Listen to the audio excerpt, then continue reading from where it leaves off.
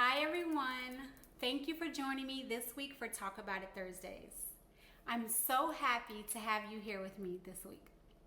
I want to talk about our topic, which is two things I want to discuss. Why I started Resilient Me and what makes us different.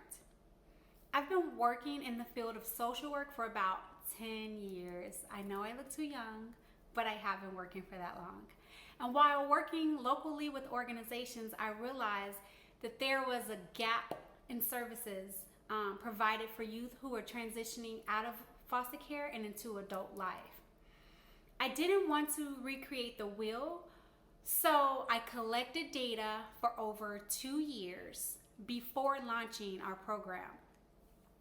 I collected data not only from organizations to figure out what they were doing to make sure that I wasn't recreating the wheel, but I also and mainly collected data from youth and foster care to ascertain what services they needed. It is not helpful when adults come into the lives of youth and tell them what they think youth need without getting their input. So I asked, and then I took what they needed and I designed a program. And it was designed completely around their needs.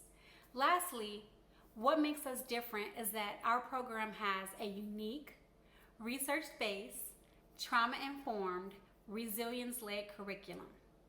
That's a lot. What does that mean? Well, it means that we study what leading psychologists say about trauma and resilience.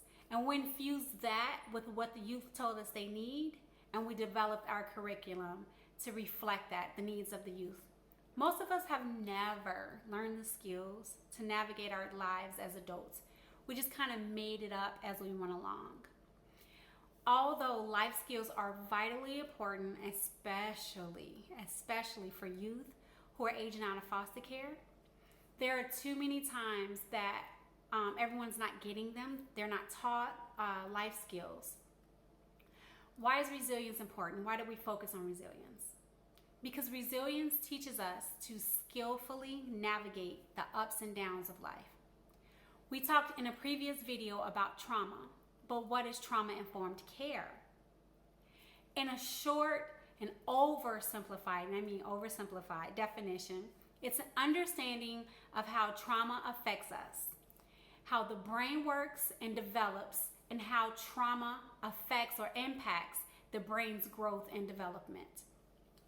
Having an understanding of our own trauma helps us be able to work better with others, especially if we're working with children. So we need to know our triggers and have a good grasp of our own trauma.